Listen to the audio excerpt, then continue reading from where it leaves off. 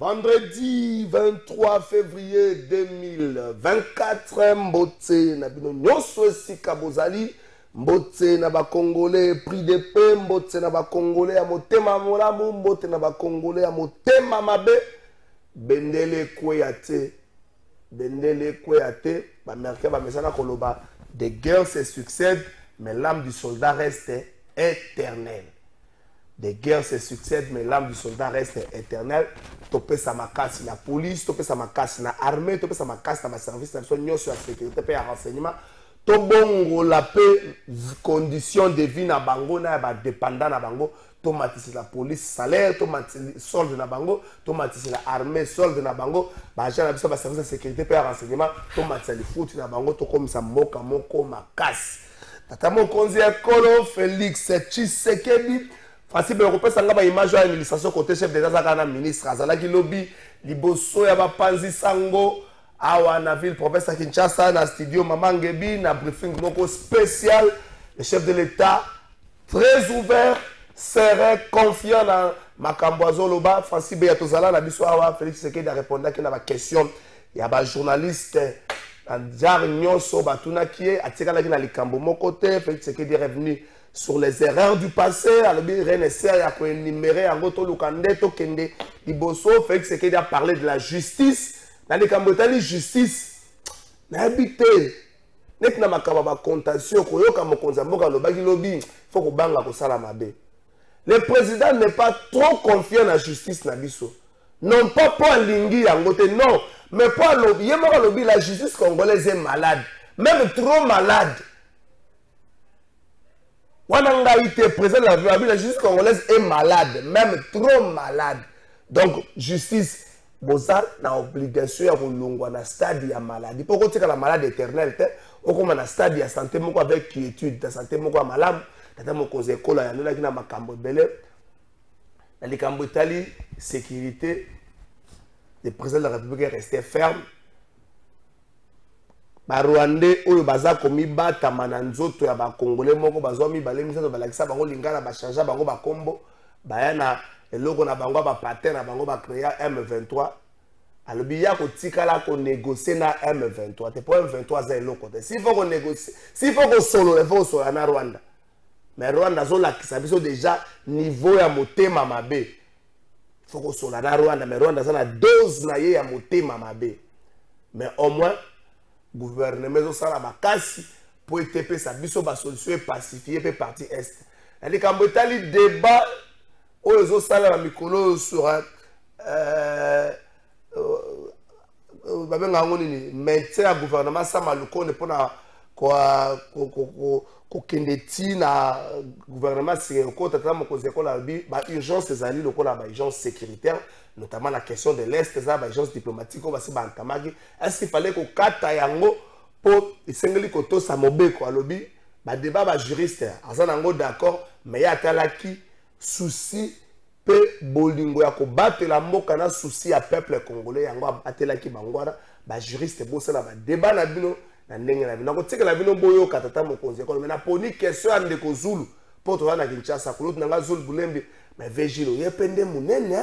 Veji la télé ni na photo mo na kanga ko na ngazulo tali libumu ve sala mo sport neti lobby tika makamba ko sala émission samedi obimi otamboli mo muke o kitsa mo libumu ko na ngazulo libumu yeye munene makasi a vezulu ala ti cravate ko manga ngo me cravate sali forme boy obimi no ko ave mo ka politicien na ebi attention makasi ko na ngazulo bulembi wana zita ko pesa bino avant ça mwana mboka Gentini Ngobila lobi azaki na cassation Gentini Ngobila azaki na cassation mokolo ya lobby babenga ngo nini asalaki kuna plus de 3 heures du temps bazalaki koyoka Ngobila azaki na cassation plus de 3 heures du temps ako akendaki azongaki na norme libre lelo tingi pululu pe sengela kende bayoka tingi pululu pa kende nde bazobenga na liste à 81 personnes pour moko longwa te batikala 81 bazobenga ka bango ndenge babengi boye bakobenga pe Jano Binanu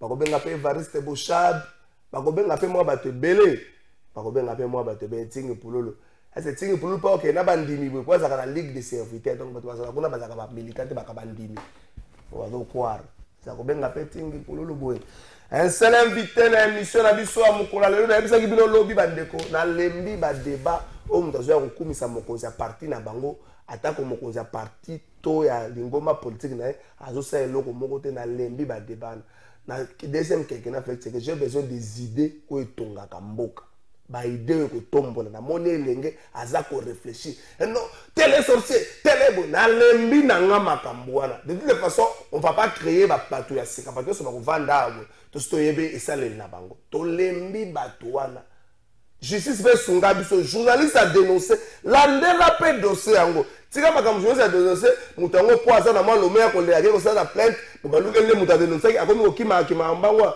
le roi medaka ko loko bakimisaka mbango seri monga makambo ya ministère ya commerce akoma ko kima mbango justice tika makambo wana obita mo chef d'état zo ba justice que justice a malade même trop malade ça ne passe mais ce qu'on prend na Gilles Lingeti et puis pour na IGF chef d'état tangaki mutu te albi IGF c'est un chèque qui aboie na okango loko la passe le chef d'état da kino albi IGF c'est un chèque qui aboie mission mboza akaka gangate zaka suyope donc IGF comme chef d'état c'est un chèque qui aboie et là c'est une partie moko o il faut botika comédie et loko pe mokonza mboka lobaki na zongela ngava na pesa bino invité mbote makambo IGF asala kawana chef d'état lobaki na forme mususu soki mo osali enquête balobi par exemple bino vous en entreprise anapi moyibi détournement zakuna rien ne sert ya kobanda kopesa kango na ba média détournement tango si c'est enquête no pesa ngo na justice là ko informer na biso que non ndenge na mona libo ezate IGF yo moko koma na ba média tele bele o pesa ka bango belema biloko wana ermo ko bomama no kuba mutu après justice la même makambo moni que ça bongo te ko laver yango te hein yango chef d'état IGF c'est un chèque qui aboie azo gala mais azo soité mais moyibi na mboko peut-être mon conseiller qu'on a constaté que moyibi c'est la mboko mais dans quand Kolongo président parti politique Congo en avant un élu qui réclame ses voix qui réclame son siège n'a pas sur un bot. Merci Trésor Kalafay pour l'invitation, merci na bande Cognon surtout. Je profite na canal le nazalaki na mno tangi zulu nazalaki pe lobi na ye na canal presse merci na bande ko belé oyo bazali ko porter biso soutien bina etomba toujours mené na zo mené etomba na mozui na milliardaire na riche na moto oyo banza ki bomo ya moto baso bakango kana misolo oyebi via moto na prité awa vraiment to bakanisi ke baza via moto ngai obiki na kendaki na maponami na regroupement politique FDC allié et nazalaki awa na plateau na yo parmi ba défenseur numéro 1 ya regroupement pourquoi parce que Médard Kankolongo atalaka tozana ba parti awa ou bien ba regroupement bato oyo ya espace nangai linguistique bazali mais comme na monaka toujours Congo na dimension sous autour des idées na kei voilà na kei nazalaki na regroupement FDC allié mais naza président ya parti Congo en avant sur ce to longwe to aligner ba candidat na biso na national d'abord je ne voulais pas le dire même pour aligner des candidats on a fait ça mais pas besoin de toi aligner ba candidat le plus important débat et les kaki on a réussi quand même à aligner ndenge to aligner ngamo na zana lukunga ndeko na ngai oza journaliste baninga ne bino ba mena ki ba enquête voter massivement na ndenge akosakana te mwana nyonso ya lukunga na profiter awa na pesa bango merci nanu nandi na yebaki ke bato balingaka ngai mais bolingo na monaki elekeli ngai na babisika mususu na sali campagne te na moni batu la commune de Kinshasa on en parle premier na yelio ba PV au Kamwe même hier moko bati le kwebo je suis nom d'état na ko ba secrétaire sorte 48 heures avant publication bisomi balenga na ye il sait ce qu'il m'a dit. Tout le monde connaît que j'ai gagné les élections. C'est le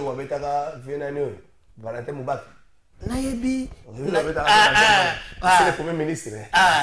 Alors après, qu'à la fin, il trésor, il y aura la télé. Moi, d'abord, on appelle ce Chris Mukendi. Mbote place à lobby ndeko. Bayebisi ngai wana kaba public oui ke ndenge to nde makambo ezao vie bati azotia neve na ye bati basi akotia ndenge nini parce que ba PV quand même hein wana za muntu ya suka na liste na biso nyonso akotia ye ndenge nini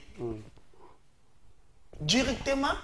On dirait que Chris courage naie ayebisi moko ba non nous apprenons ayebisi ba tu ko webse mais eloko lingyo sala za malamu te tikelo gozo sala wa directement tourner ba tu ko nga moni kaka acha tindi message oh moi je n'ai pas le pouvoir wa on va publier à ta résultat donc ça na ba secret combat je n'ai pas le pouvoir de changer les histoires à Lukunga regardez ce qu'on a mon au message yo hein même publié té ezanani c'est qu'on craignait batanga bona et le pire arriva oui batanga bona Lukunga na liste FDC Emmanuel Bahati Baseme azakana ni mwana neve na ye mwana na ye aza mususu mwana mobelu Zambi. Yewana muda bimpe na gombe. Hein? Yewana muda bimpe na gombe. Na gombe pe mususu. Wana oya bimi na gombe grand frère ya oya bimi na national. Siko grand frère na yenda za na gombe. Wana pe na yoki muninga na nga Veringa Stéphane. Aleli peke même système. Na odimi pe na gombe. Le Veringa ka mutu na yo.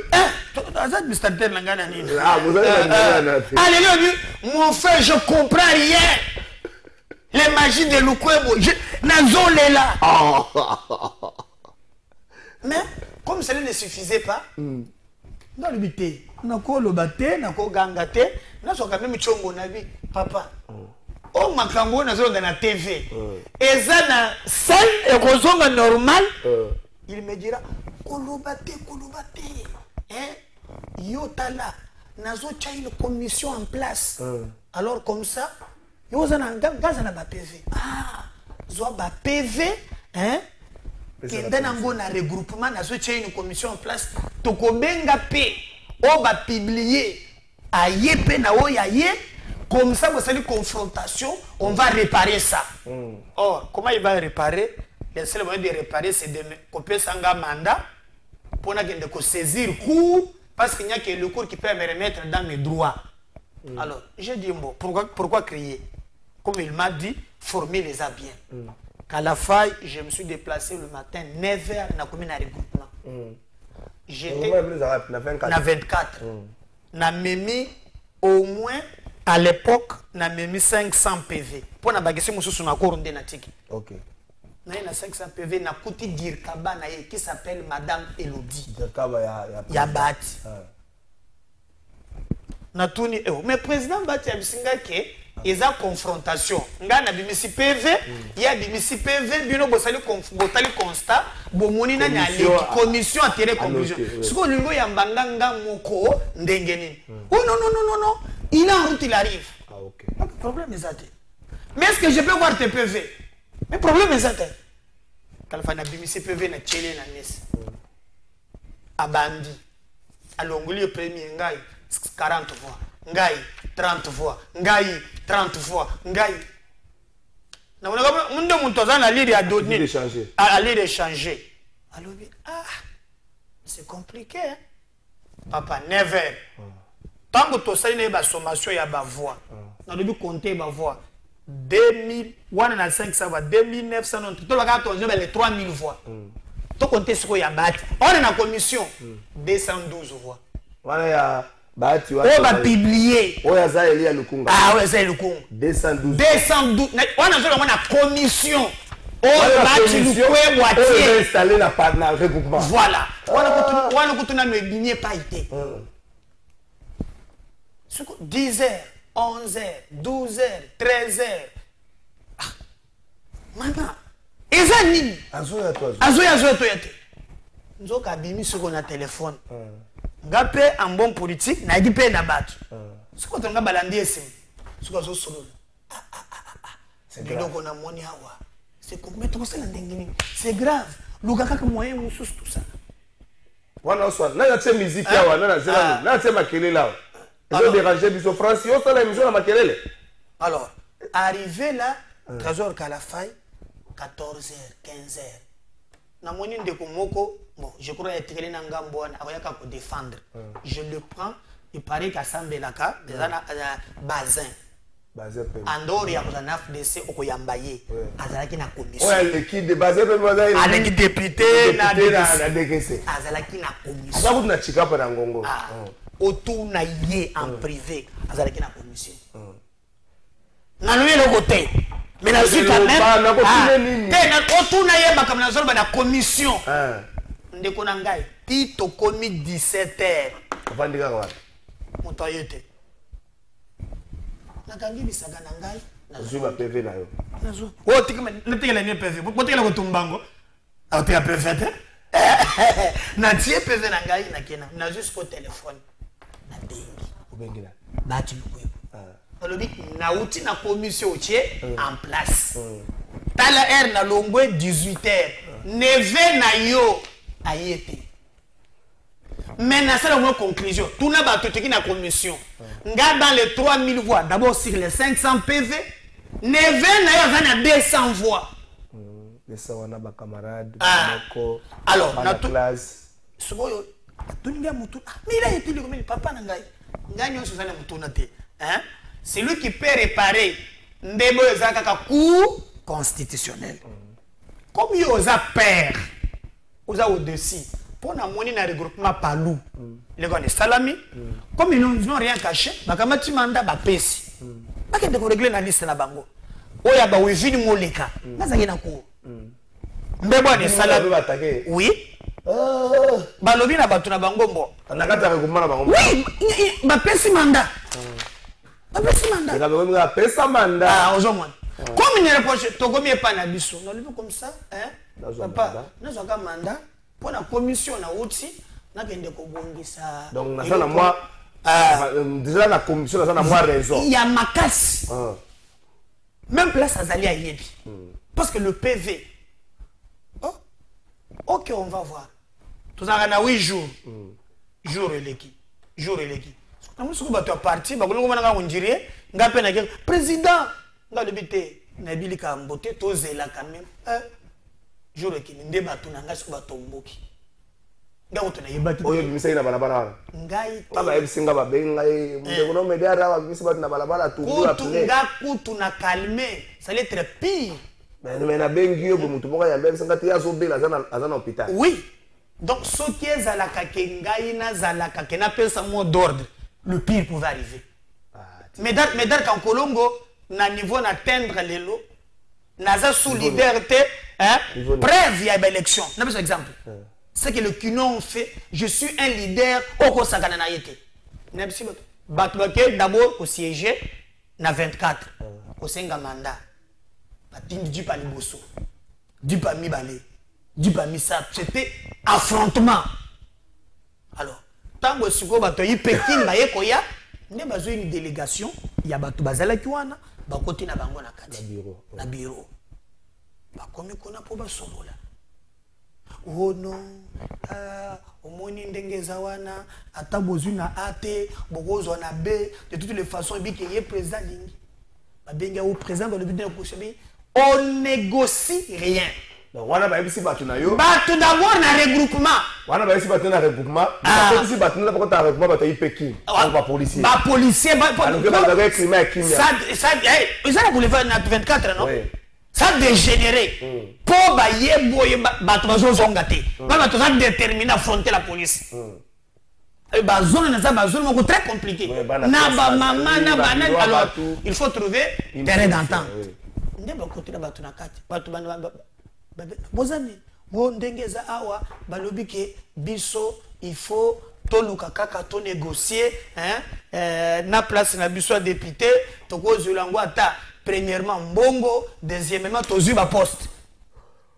Alors moi je dis aux gens d'abord bokenda ki d'abord kuna vous c'est l'organisation spontanée ne prenez décision de mon côté parce que vous n'engagez pas le parti. Bas militants, bas cadres, colère, légitime, vous saluez action pour réclamer ce qui est de droit au nom du parti. Mais celui qui a milité, engagé le parti, c'est le président. Il y a toute une organisation, la partie na biso. Après consensus na bureau politique.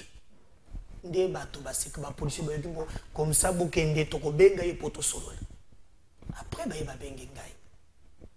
Oh non, to ya me maintenant. Wana benga wana.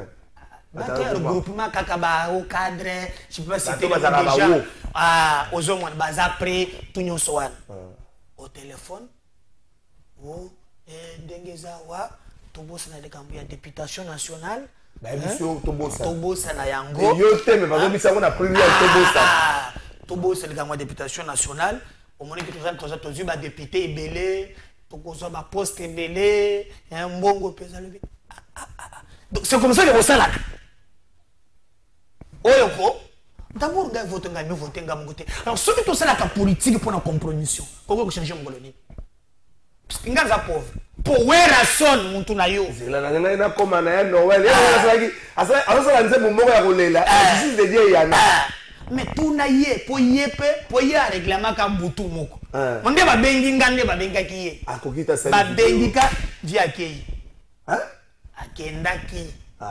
Wera sana zotanga. Umitsala lista ba wera te yoza pauvre. Yewa mwe wera sana yoza pauvre. Nalo tuyembani.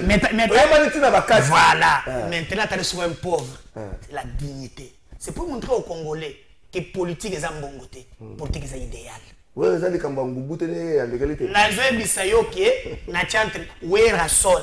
Asale vidéo na butu po epe ba betaki ye fimbu ba tie so entre babisingai moi mobali ya mwana soge biloko ya bongo nde azu place ya wera bimi na butu poza mabe balobi koloba te ebe nde ezalaka kaka et la forêt tu oka kosolaka lisusu album yango nzembo wana ngala bimisa et c'est là ba yiba disque dire na voilà sikoyo même vous proposez pas médark en Colombo Niet!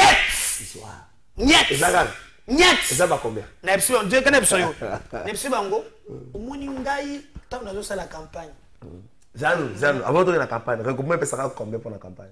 Ngai. J'en ai sincère, ça va combien? 2000. $1,500. Ah, 1500 ça va provincial. Na j'ai besoin $1,500, je t'ai dit. 1500.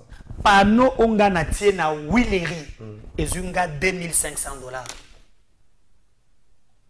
Panneau moko na tie na rond-point Willery. $2,500. Dis-moi, j'aime combien de panneaux? Moi, j'ai investi dans l'élection. Yo, couvre l'activité nangai. Banda 5 ans. Banda. Moi, pauvre que je suis, pour que je milliardaire. Mais tu es milliardaire. Va voter bangote. Peuple à l'andi mubola. Na etum. Ah. Sikoyo. Ngai na ko négocier et le côté. Au comme la phase où on va ça on négocier. J'ai dit niet. Soit mbongo, soit poste. Yo biba sala ngona ya Noël. Na, bosa ngona ya Noël. Ngate. Kala fay quand je ma campagne, na moni ba maman moko, moni soti oleki marine. Na ipen. OK, ba c'est na kati kuna kotea. Oleki kotea ministre Giza. Voilà. Na komi oyo toza ko mwana ngale moyebi. Oyebi na maizelo. Maizelo na bengo très bien. Na moni bato. Na passe. Na pie bango mbongo te. bazola mukana 6 heures. Bake ko louer mégaphone ya ko louer na mbongo na bango bazobelela. To voter Médard Kankolongo pona bitu. Siko ngalo koso ya mbongo. Na kende ko négocier na motoki na bango pona ko mariage. Mana so ba betelo maputo si le bébé c'est vie. Alors, ce qui ma politicien congolais to ko atteindre ni Congo kende liboso. Manda ezo yate. Manda. Pesanga. Et donc, dans le bien, yo, osala kana sénité. Yo, osa impliqué te. Mais ça vous coûte quoi? Voilà. Ce qu'on dit que ça wana, muto abini aza neve na yo. En droit, il y a suspicion légitime et commis conflit d'intérêt. Mais pour se débarrasser, kaka bien. Pour y oser c'est que neve na yo, aleki. Mais comment t'as qu'un mandat c'est la ville en tout cas, hein? Pour mon acquis, ngana aza impliqué te. Pour et ça la ngana zui. Et ça neve na zui, ça kaka député ya AFDC. Nous sommes banque. Papa, banda depuis kaka na nino ane sili. Na ko na zo bien bazo ya bangate. Na le mais ayam. Et te kali 3 jours. Pesanga manda na kende pour récupérer bonga ya ba congolais. Ozomo tala sikoyo neve na yo otie. Mama, baba, croyez bien. Albert a mutu moka na ba contation et kama mama beba na tile lo 2018. Voilà. Sikoyo lelo, hein? Mwana wana uti ayebi ni koloba, ayebi ni quoi? Akolobela congolais ni parlementer, c'est parler. C'est défendre le besoin ya peuple. Les loups depuis l'élection ici. Et pas nanda ils ont gagné le sous. Ah, vous avez na tchèque d'émission dans le plateau de vérité. Président, biso bakiaboye. Président, biso bamotri biso bamoto. Président, biso na boye. Mais musala il faut dire ça na parlement. Musala oyo bo besinga lelo. Bo besinga ba voix na même ngo na parlement. Mais tala siko lelo yo. Bati wanazo compliqué. Ndeko na ngai. Tu to commis 7 jours. Jour moko poto kende pour ba clôturer pour la recours yo ju mandat donc or na sina anticipaki pour na monaki bati alobi pour na neve na ya kokufa ikamba makila donc okomona tindi bana oyo et puis azo de bana bazo finga na ngani bana bazo finga tezo tenda bana ebele ata plateau to na zulongo we ba ko ya lisusu bana ko komona na bino ko wana ba finga ka bato eza bana problème type digestif baza partout parce que c'est comme makasi ozomona sikoyo bon sikoyo bozo finga langa ni est-ce que ça question ya ko finga ou encore boya kaka na ba élément botika je kamune ça dire donner akata le si nazo le batende nazo expliquer yo boy suka botendela bato na TV le kamboli ndé na mona mon togo betanga bibilu 90 ce que je peux faire na devancer nzoka ngape monto abitumba na kutina se amai na interroger cour na lobi est-ce que monto moko te sans mandat a saisi sa cour na histoire mboko na makambo élection tout ça élection 2006 2011 2018 est-ce que monto moko te a saisi sa cour tu as l'expérience sur ce niveau sous marimo bisinga mbojo ani beta magia na 2006 affaire na yo PC Salem mutu moko mokako lisenga Jacques azwa aza docteur aza kotana bomo docteur mokako aza na bomo yepe mabunda alekate comme mama jali na mogoyo comme azalaka influent na PPRD déjà bazwa place ya docteur Jacques batia mabunda viens na ba PV le mais ngana gagner PPRD le bi ata o gagner o kende ko samba te mandat exact viens réfléchir te na go fanda boite na kende na la kisa cour na komela ke na ba PV boy na mandat akoti sa boy cour etali mais oh il y a une raison. Comment vous pouvez le mandat pour évoquer l'article 18 de la Constitution? Et l'obbi, l'affaire Kalafa Yaza concerné. Faut ça va Mon côté à côté qui ça y était à se défendre. Ça, c'est le droit d'expression et ils allaient vraiment garanti par la Constitution. Bango skolo saka azana mandate à côté le matin tu na sina bendir bango mboji ba yeba gete avec mon kakol bango signifier bango soko ngana bango na ko signifier bango que non déjà na tindeli yo nini extrait wana toujours extrait ko signifier bango que non boya ko samba bosenga na bino aboya awa bino ku bino semi boya ko samba na medal kankolo afdes ko samba na medal kankolo mosali vie ma belle Johnny lo mosali vie ma belle ne me kolanda on a des heures sur 2 ou 3 minutes soko yoka moyen o ba vora na ngaba solevaki zatolanda osali vie ma belle na ndenge nini osali vie ma belle osali élection eno pona ko élection te oko diet eno baselinga wana Chris Mukenda communique avec ça ba photo et na maman tika ntiki bulula loke na pour ça sur les lots ntiki pour bulula ganga ba PV azocha ba PV na king français ba pesa biso le ma meda kan kolongo la ku toke dans la régie de landa yango ya zulu to landa ngo na mo asuka pesa biso na meda kan kolongo la ku toke.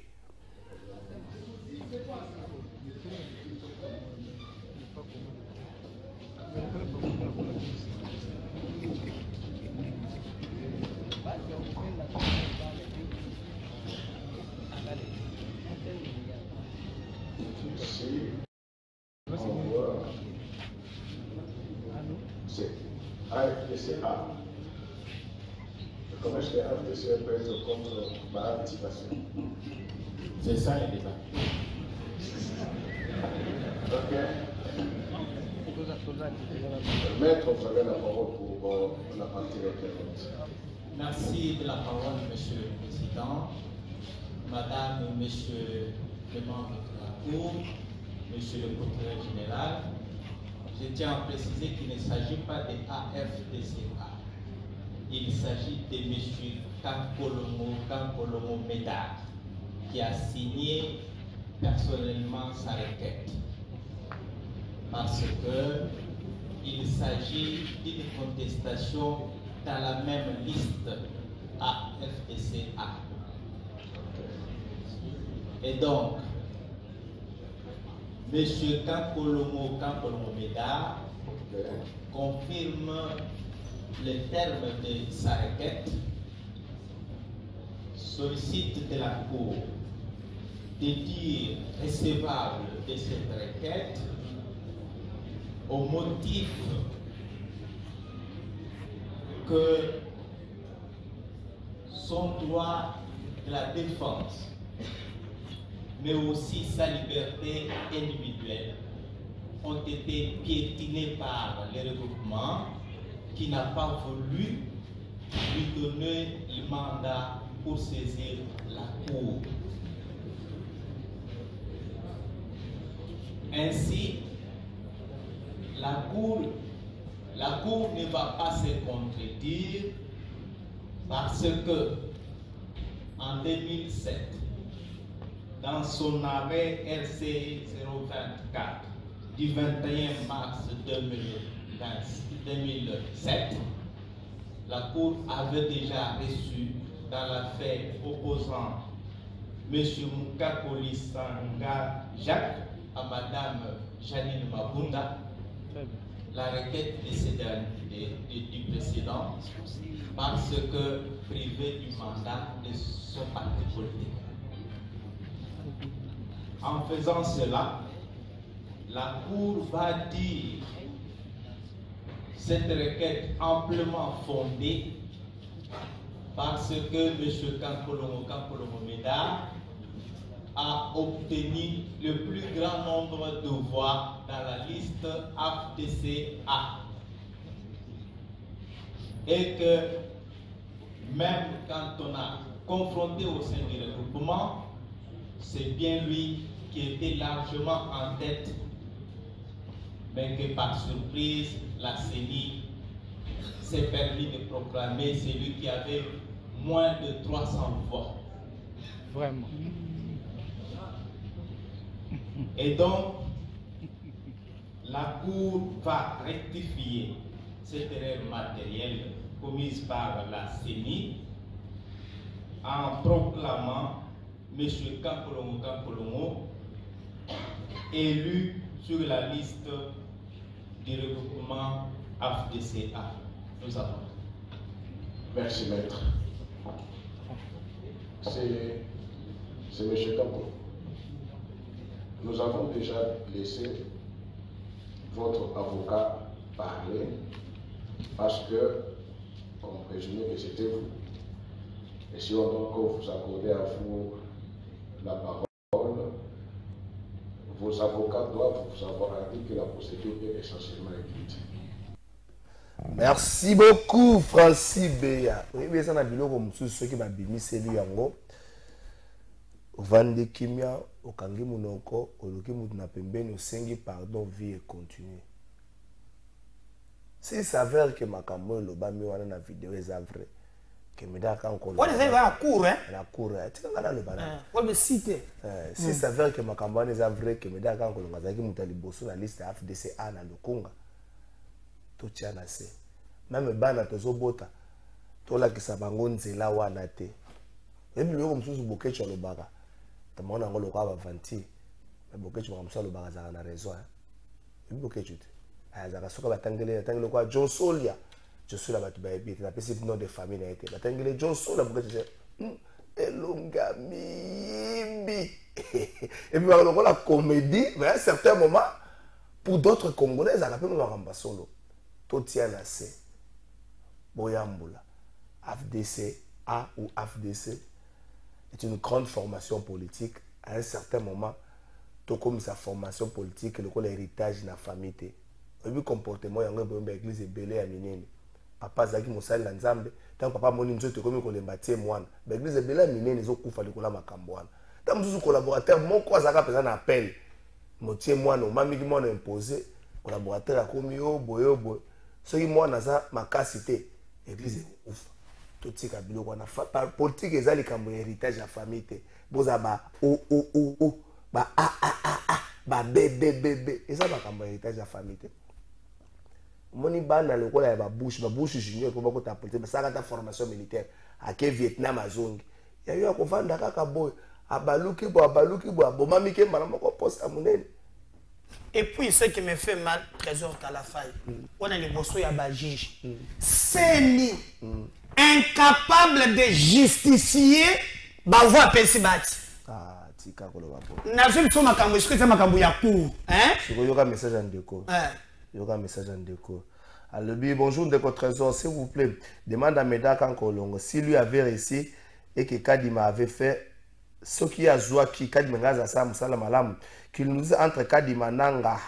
Mais d'accord, on nous dit comment va la cour est toujours un bon celui qui a cour à Malam.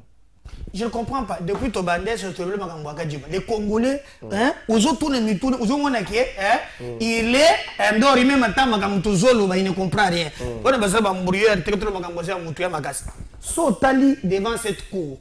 La CENI était incapable de justifier ma voix. Oh, il y a Pessi, na, mon toit, la garçon, la neve, ya bâti nous kwebo. Et est-ce que tu penses que le président de la République, à cause d'un collaborateur, ce qui va te toucher, Balokinga te négocier na boy. Je vais attendre le bateau pour la première fois. Bango bazar regroupement monene. Bat bandis ko débaucher. Yambulako, après ça on débaucher na Congo na. TV za radio te. TV c'était ça. Photo là va te la mi balem ça pesa ki. Na siège. Oh boya wa. Na siège année. Ya FDC. Oh boya. Na 24. Na 24. Oh bâtiment na commission location na. Voilà, oh tozo mbongo to neketo. Yango wana. Voilà ba partir na. Non, bazaga misato wana. Bata partir na bazaga misato. Misato mo ko sina ba sangisa ba vagabond. Ouais bata partir na misato. Kwa simbi papier. Wa simbi papier? Moko na mwana kie wana. Oh ya simbi papier oyi, mwasi ya mususu. Sikoye bazwi batunanga na siège na bango. Wo boye mosinga medal kan kolo. AFDC débattre, il faut débaucher pendant 3 personnes. Ah, ouais, il y a un regroupement. A débauché 3 personnes. Ah, ouais, bon, tu peux ça, Yowana, hein? Tu peux ça, Dino. Bon, vous allez à combien? Il y a un besoin de ce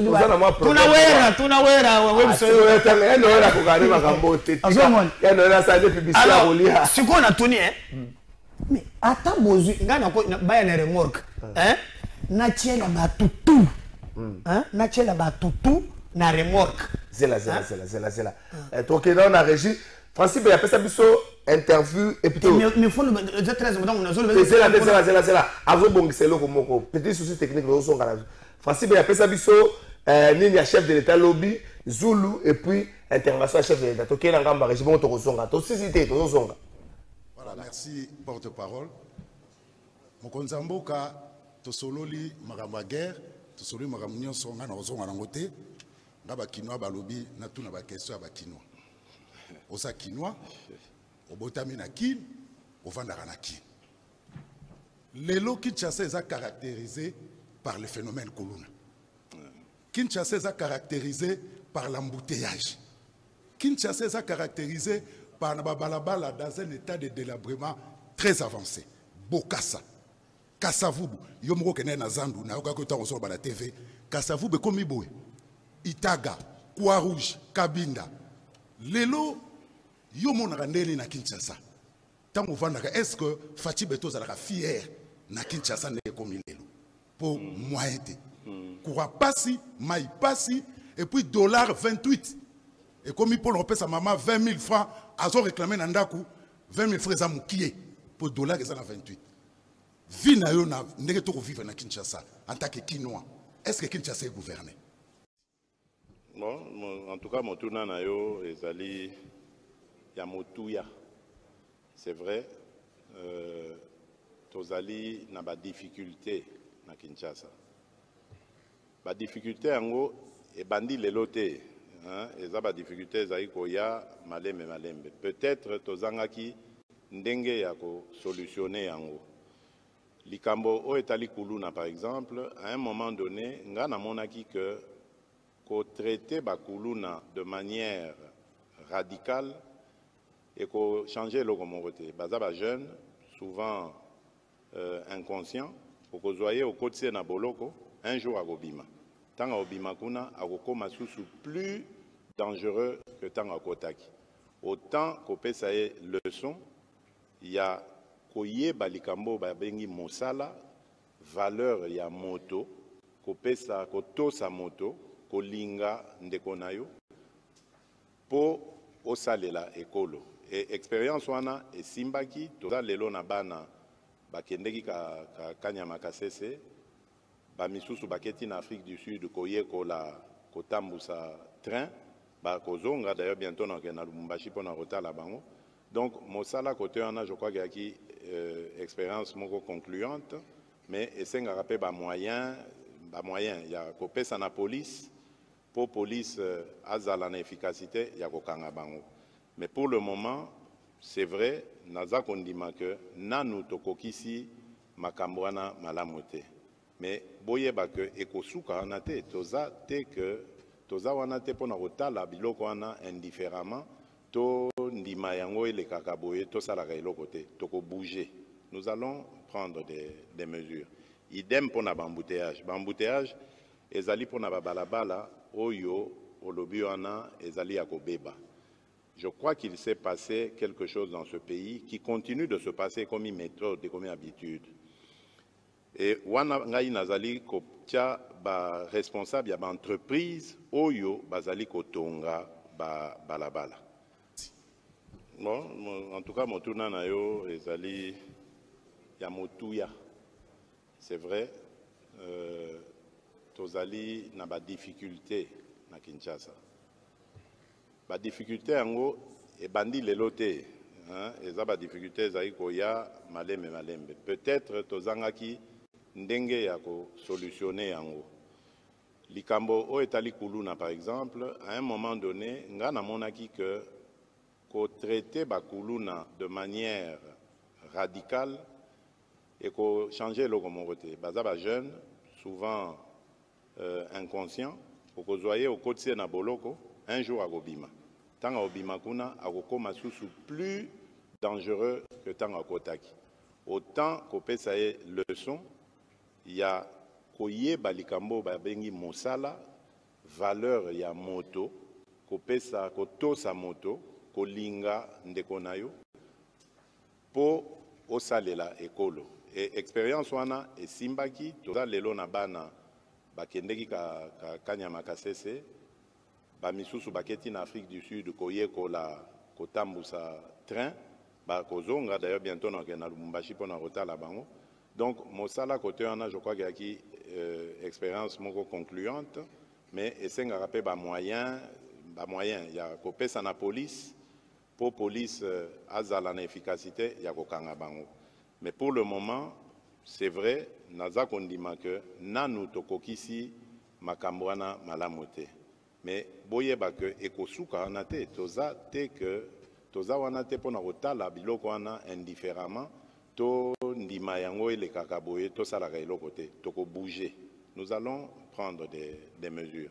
Idem pona bambouteillage. Bambouteillage ezali pona balabala oyo olobi wana ezali akobeba. Je crois qu'il s'est passé quelque chose dans ce pays qui continue de se passer comme une méthode et comme une habitude. Et wana ngai nazali koptia ba responsable ya ba entreprise oyo bazali kotonga ba balabala. Monsieur le Président de la République, on va prendre la question d'Élysée Odia. Et d'ailleurs, sur ces points précisément, le ministre des Affaires étrangères, sous votre instruction, a réagi fermement contre cette attitude ambiguë de l'Union européenne. Madame Élysée Odia, allez-y pour votre question. Voilà. Bonjour Monsieur le Président. Madame. Merci à l'excellence honorable Patrick Mouyaya pour la parole accordée. Monsieur le Président, je reviens sur les propos tenus en marge du sommet d'Addis Abeba. Et là, je veux revenir sur un propos relayé notamment par le tweet du ministre Mouyaya où vous avez dit « Je veux la paix, mais pas à n'importe quel prix ». Pas au prix de l'humiliation. Ce que j'ai vu, ce n'était pas à n'importe quel prix. Alors, ma question, c'était de savoir, estimez-vous que la paix a un prix? Et si oui, vous l'estimez à combien ce prix par rapport à la paix? Et enfin, peut-être par rapport à l'actualité également, vous êtes en face, comme je l'ai dit tout au début, d'un honorable excellence doublement élu. Ça ne vous dérange pas d'avoir violé la Constitution? Je savais que cette question reviendrait, mais bon, le Président aura l'occasion d'y répondre. Merci Madame, j'y répondrai. J'avais parlé de la paix, pas au prix de l'humiliation. Vous savez, à n'importe quel prix, au prix de l'humiliation, c'est pareil. N'importe quel prix, c'est ça, l'humiliation. Donc je veux la paix, une paix véritable et une paix durable. Comme je l'ai dit, je ne veux pas de paix factice dans laquelle on humilie la République démocratique du Congo, comme on l'avait humilié en 2013, avec ces mêmes pantins du M23, qui ont fait concéder à la République des choses mais scandaleuses. Je ne sais pas si vous avez vu cet accord, signé en 2013 à Kampala, je pense, avec le M23. C'est ça l'humiliation à laquelle je faisais allusion. Et je viens de dire ici que le M23, c'était une coquille vide. On a pris quelques aventuriers congolais qu'on a mis devant, on leur fait parler lingala ou des choses comme ça, on leur attribue des noms congolais pour dire, voilà, vous voyez, ce sont vos propres compatriotes. Mais ceux qui se battent derrière eux, ce sont les Rwandais des RDF. Voilà pourquoi ils refusent d'aller en cantonnement. Parce que quand ils iront en cantonnement, ils ont bloqué l'accès au camp de Rumangabo, alors que la République démocratique du Congo s'était acquittée de sa charge dans le plan de paix, d'équiper, de préparer les choses pour que les compatriotes, soi-disant compatriotes qui sont en train de se révolter, viennent et aillent dans le programme PDDRCS. Ils ne sont jamais venus, ils ont même bloqué l'accès, et le ministre, le VPM Jean-Pierre Bemba l'avait suffisamment dénoncé dans tous les forats auxquels il a participé, toutes ces conférences régionales. Bon, donc c'est vous dire que de ce côté-là, c'est plus que certain que nous voulons la paix véritable, une paix vraie et durable, pas une paix factice. Ça, j'insiste. Alors, vous avez fait allusion à, à la violation de la Constitution. Non, je n'ai pas l'impression, madame, le mot est trop fort. Je n'ai pas l'impression d'avoir violé la Constitution. Je suis guidé, vous devez le savoir, je suis guidé par un seul idéal. Pour moi, le salut du peuple, c'est la loi suprême. Pour moi.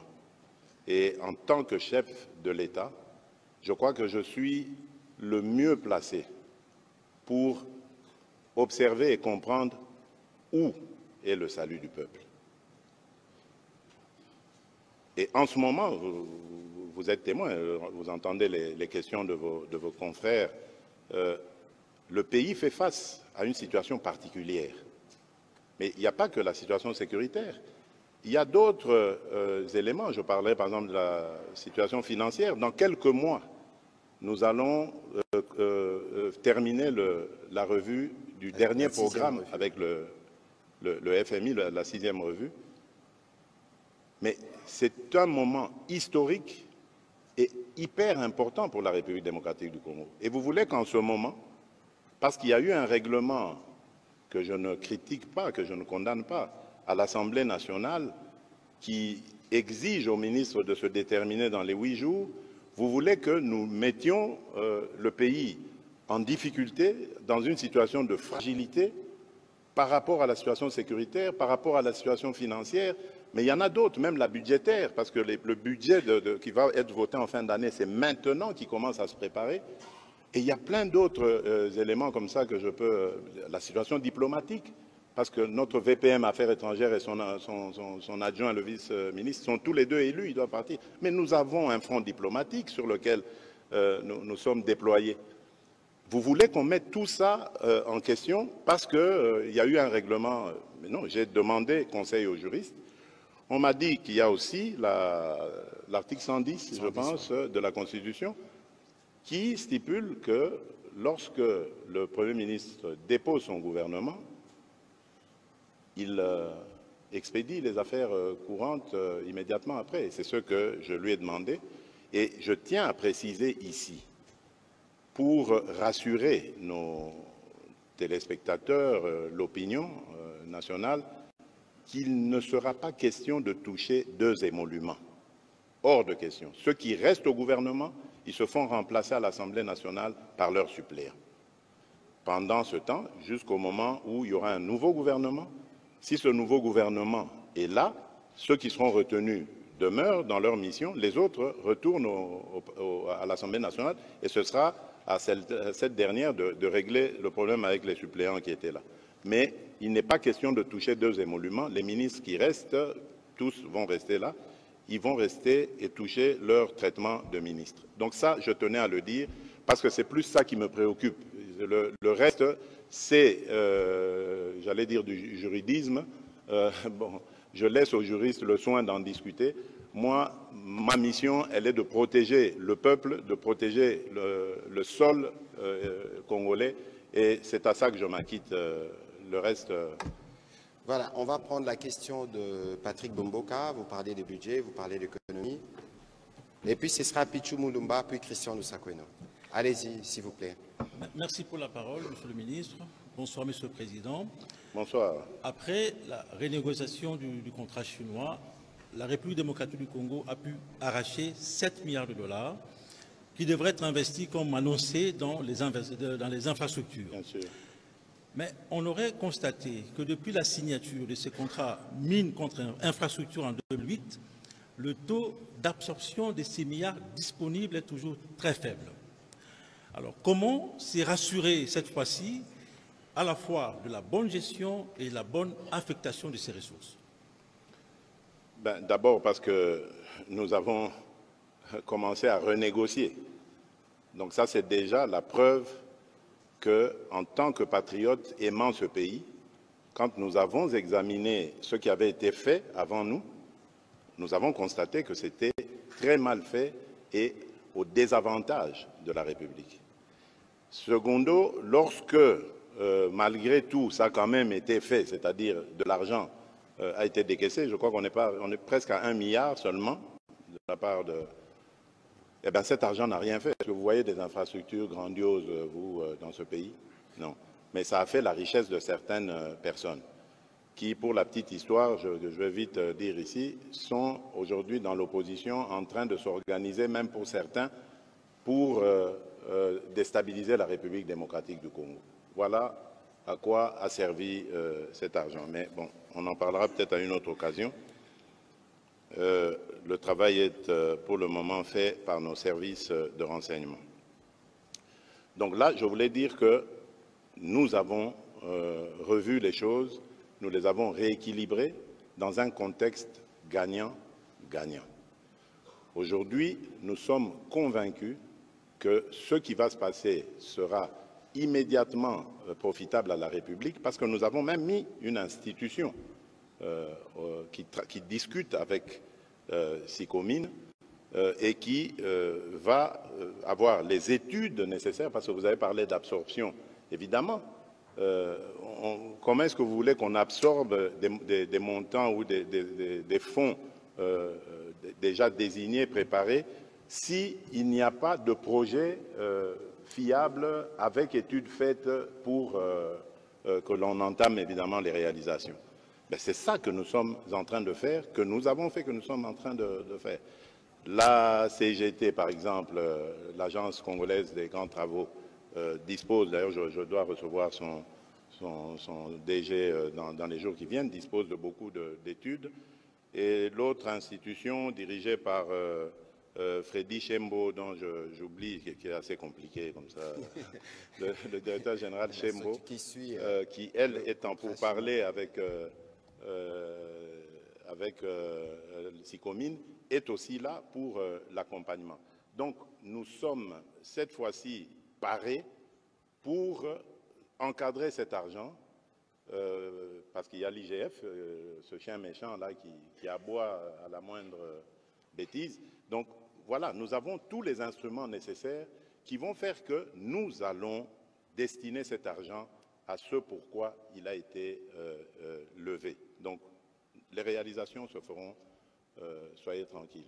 Et c'est dans les mêmes esprits, Excellence Monsieur le Président de la République, qu'on a pu obtenir 2 milliards, je pense, du contrat des TFM dans les différentes discussions qui étaient en cours, qui viendront en appui. Ça, c'est toujours dans le cadre de la revisitation, si je puis l'appeler ainsi, de tous ces contrats qui ont été faits un peu à la légère à l'époque, sans tenir compte de l'intérêt de notre pays.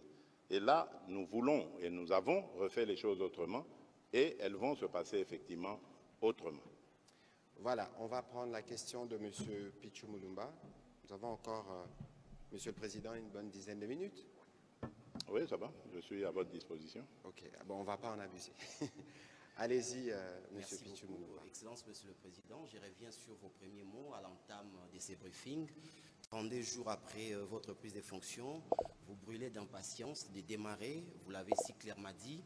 Nous nous rendons compte de la mise en place de la majorité avec la mission en cours de l'informateur. Il est évident que vous disposerez d'une large majorité, mais justement, dans cette large majorité, se dessinent déjà plusieurs ambitions et vous êtes appelés à les départager. Est-ce que vous avez déjà aujourd'hui les profils de l'oiseau rare pour la primature, cet oiseau rare qui sera à la tête du prochain gouvernement pour matérialiser votre vision et surtout consolider les acquis du mandat précédent? Vous êtes plus pressé que moi. J'ai nommé un informateur par respect pour sa personne et le travail qu'il fait, remarquable jusqu'ici. J'attendrai qu'il me fasse le compte-rendu de sa mission. Et ce que je vous promets de faire, c'est d'immédiatement après désigner informateur. Ça, vous êtes... Informateur. Informateur, pas un informateur, parce qu'il y en a déjà un. Dès que l'informateur termine sa mission et qu'il m'en fait le compte-rendu, immédiatement après, je désigne le ou la.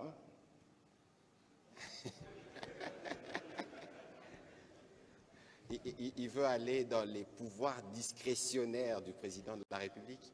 Soyez un peu patient. Non, mais ne soyez pas pressés. Moi, je ne le suis pas. Les ambitions, ça ne me fait pas peur. C'est tout à fait inhérent à la vie politique.